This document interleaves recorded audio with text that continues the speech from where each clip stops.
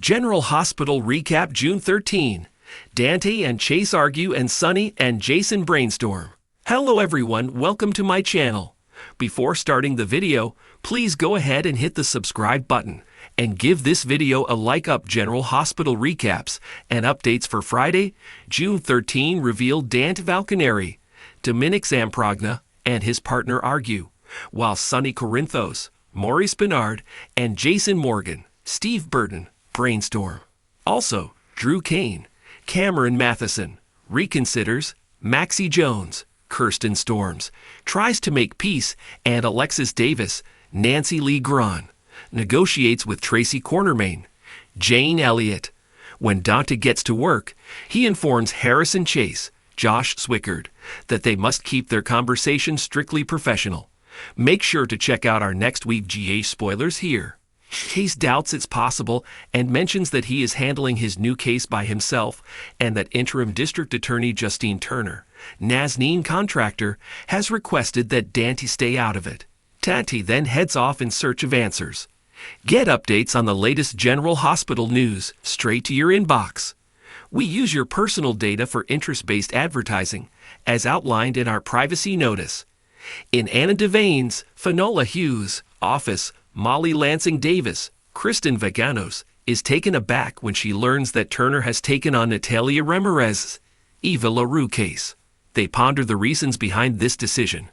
Just as Molly is leaving, Dante arrives and makes his appeal to Anna. He informs his supervisor that he's been prevented from collaborating on the case with Chase. She acknowledges this, but is uncertain about the reasons. The officer expresses his frustration, stating that he and Chase have issues with trust. He believes it's a personal issue and shouldn't have been mentioned. She speculates that this relates to the incident at the ball. Dante clarifies that Chase has been aware for months, and he's unsure how to place his trust in him. Anna concedes that she understands why Brooklyn Quartermain Chase, Amanda Seton, and Chase chose to keep this from him.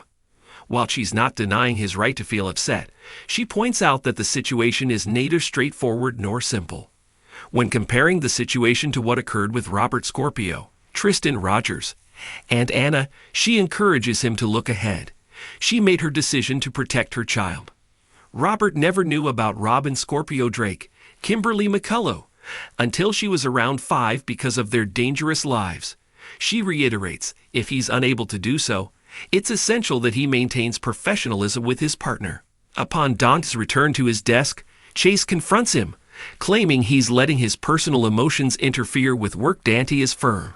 He won't allow that to happen. In response, Dante raises his voice, accusing Chase of keeping his wife's secret. Just then, Anna enters and intervenes to defuse the situation. At Pazzulo's restaurant, Sonny and Jason Morgan discuss how much help Willow Tate, Caitlin McMullen, needs help, acknowledging Michael Corinthos, Rory Gibson, still cares for her. Sonny is unsure if they could have made it as a couple, but they know who to blame. Drew. Sonny expresses gratitude for Drew handling this situation while he was occupied with Natalia. She's becoming a real issue for me, the mobster states. He clarifies that some of the money he invested was not clean. Their financial guide messed it up. The records Natalia has might be crucial for a larger investigation that could involve the feds, and therefore be harmful to Sonny. Jason inquires about how to manage this and keep these from being exposed.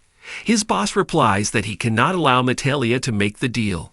She has been good to him, so he hesitates to let her go for good.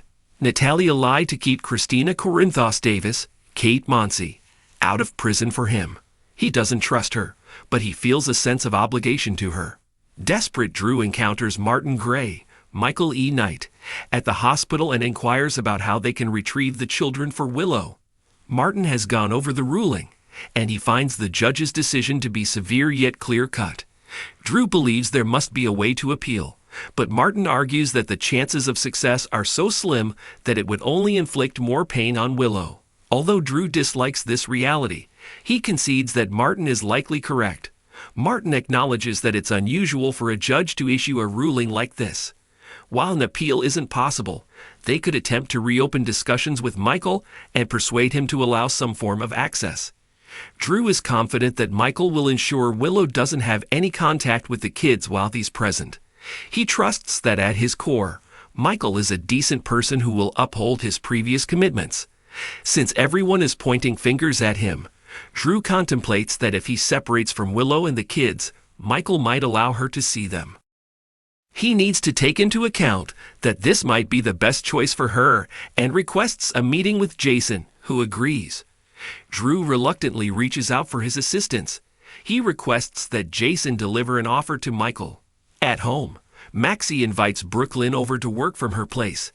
After she hangs up, Lulu Spencer, Alexa Havens-Bruning, arrives. They discuss Lulu's actions, and she maintains that she did nothing wrong by revealing Gio Palmieri's, Giovanni Manza. Parentage Maxie argues that she went against the wishes of a dying woman. Lulu stands her ground and shifts all the blame to Brooklyn. She insists that someone had to tell the truth, and Dante deserved to know it. Maxie believes Lulu should take responsibility so they can all move forward. Lulu understands that Brooklyn has had a hard time, but she feels it's not her fault. As Tracy Quartermain, Jane Elliott, leaves, she encounters Brooklyn and wishes she would focus on her job instead of seeking revenge. Brooklyn claims she's trying to concentrate on work. When Brooklyn arrives at Maxie's, she is displeased to find Lulu there, thinking it's a setup. The two women argue until Maxie tells them to be quiet. She confesses that she planned to get them together to resolve their issues. Brooklyn expresses that there are an excessive number of fragile items present for that situation. Maxie insists this must come to a halt since it's affecting others around them, and points out how much Dante may be suffering as a result. What will become of Gio and Rocco Falconeri, Fincar, if their mothers are perpetually at odds? Maxie proposes that they demonstrate to Gio that forgiveness is possible. Lulu, however, stands firm and refuses to apologize to Brooklyn. She will never feel remorseful. Natalia visits Alexis' office, where she finds both Alexis and Marco Rios. Adrian Ancondo, waiting for her, she expresses her frustration that he hasn't returned her calls.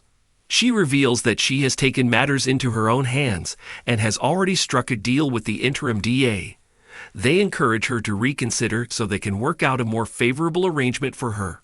She then discloses that she was arrested for a DUI, and this isn't her first offense. The interim DA proposed a deal in return for information about Sonny. Due to her connection with Sonny, Alexis must step back from the case and leaves the office. Marco inquires with his mother about what she possesses regarding Sonny. She reveals that she has a drive containing information stored in a safety deposit box.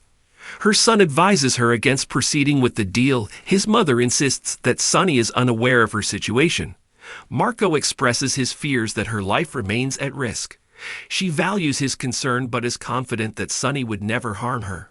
After she departs, Molly arrives and introduces herself. Marco informs her that they need to talk about his mother's case. She responds that he will need to speak with Turner, cautioning him that she is both tough and ambitious. Natalia visits Sonny at his office, and she assures him that they are in this together and that he shouldn't be concerned about her well-being. He comes up with an idea. He can send her to Belize so she can begin a new chapter in her life, mentioning that he has property there. He promises to ensure her safety and that she will enjoy a wonderful life. Natalia is iffy on the proposal, considering she will likely never see her children again. Sonny reminds her the same or worse could happen if she was incarcerated in prison. Alexis meets Tracy at the Quartermains. Tracy points out that she is Scout Kane's, Cosette Abenant, grandmother, and advises her to sue Drew for custody. Alexis responds that Drew loves his daughter and that Sam McCall, Kelly Monaco, had faith in him and his abilities as a father. She refuses to disrupt Scout's life. Furthermore, she expresses concern that if Tracy pushes Drew away, he might take Scout with him. Alexis is adamant that she will not allow Tracy to use Scout in her personal vendetta. When Tracy mentions the ridiculous ketamine charges, Alexis reminds her of her past actions. Tracy claims she was framed.